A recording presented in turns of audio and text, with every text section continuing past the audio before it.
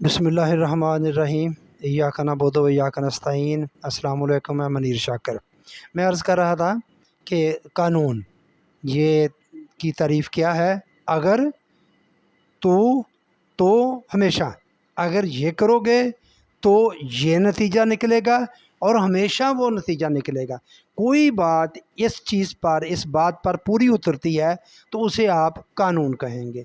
ये भी अर्ज़ कर चुका हूँ कि अदालती कवानीन, और ये भी कुछ अर्ज़ कर चुका हूँ तबई कवानीन। अब ये एक तीसरी किस्म है। अब आइए कवानीन की तीसरी शक की तरफ। मसलन ये कि अगर तुमने मोहताजों की मदद ना की तो तबाह हो जाओगे, ये कानून है। अच्छा, इसमें थोड़ा सा मैं कुरान का हवाला दे दूँ आपको। ये सूरह फजर है, तो इसकी आप अगर और भी कई आयात इसकी तायीद करेंगे, लेकिन मैं ये सर दस्त आपको बताता हूँ। ये आप देख लें कि 16, 17, 18, 19, 20 सूरह फजर की आयात। इसका मफहूम कुछ ऐसे है।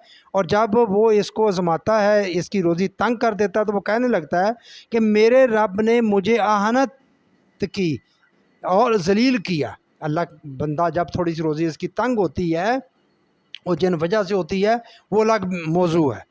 जब तंग हो रही है ना हमारी रोज़ी, जब तेल हर 2 हफ्तों के बाद पेट्रोल बढ़ता है और बिजली के रेट बढ़े हैं IPPC की वजह से, तो रोज़ी तंग हुई ना, तो वो बंदा कहता है कि अल्लाह ने मुझे जलील किया।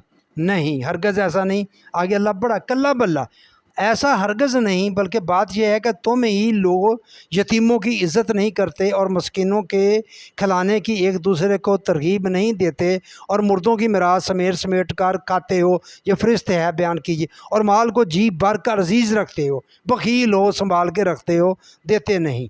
ठीक हो गया। ये मैं इस बात की सिर्फ तायीद के लिए आपको बता रहा था कि अगर तुमने मोहताजों की मदद ना की तो तबाह हो जाओगे। अगर और तो उसका नतीजा बता दिया।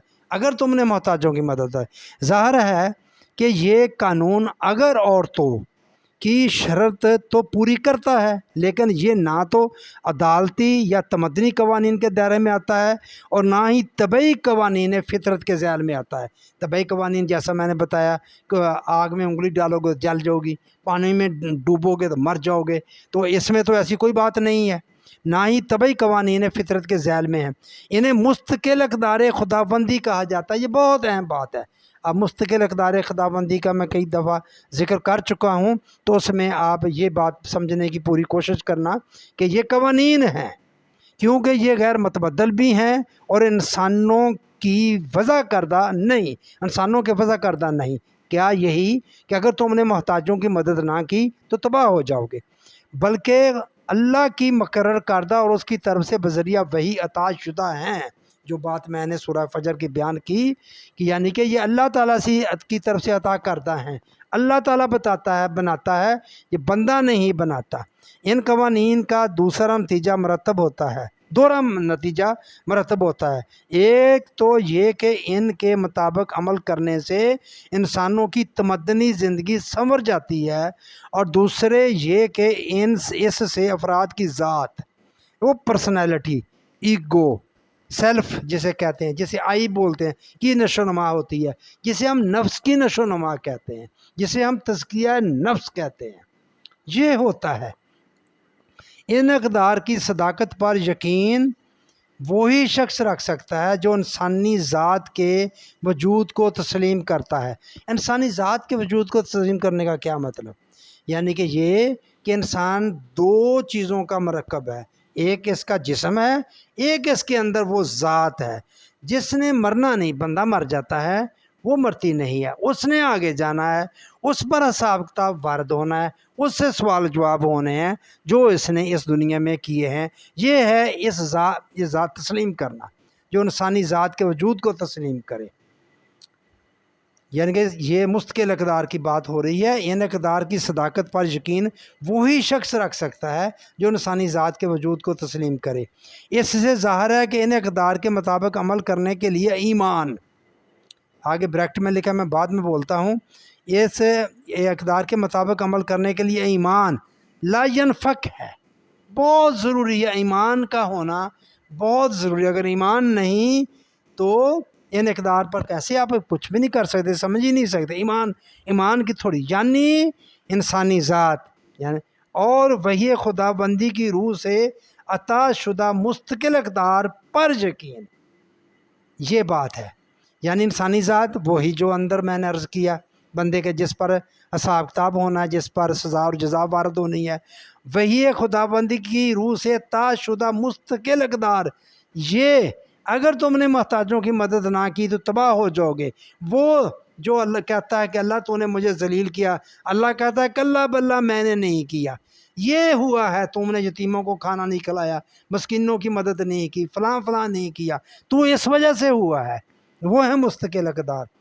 قرآن کریم نے ان قوانین کی تمدنی، یہ قوانین ہے، تمدنی پہلو کو بھی نمایاں کیا ہے، اور اس گوشہ کو بھی جس کا تعلق انسانی ذات سے ہے اس کو بھی نمایاں کیا ہے۔ اس کو بھی مثلاً اس نے زنا کو مستقل اقدار کی خلاف ورزی کہا ہے، یعنی کہ یہ بھی قدر ہے ایک، زنا نہ کرنا، زنا کو شامل کیا، جسے میں کہتا ہوں نا قانون یہ اقدار خدا بندی، تو یہ زنا بھی اس میں ایک قدر ہے کی خلاف ورزی کا ہے۔ تو ایک طرف اسے عدالتی جرم قرار دیتے ہوئے اس کی سزا تجویز کی، یہ بھی قرآن نے اس کی سزا بھی تجویز کر دی ہے، ایسے نہیں چھوڑا جیسے لا آف نیچر ہے، ایسے نہیں چھوڑ دیا، سزا مقرر کی، اور ساتھ ہی ساتھ اس کا وہ لا آف نیچر بھی شامل، اس میں سزا بھی ہے، وہ قانون بھی لاگو ہوتا ہے، کیسے وہ اس کا کیا بیان کیا، اور اس کے ساتھ ہی یہ بھی بتایا ہے کہ اس سے انسانی ذات میں عزم حلال پیدا ہوتا ہے،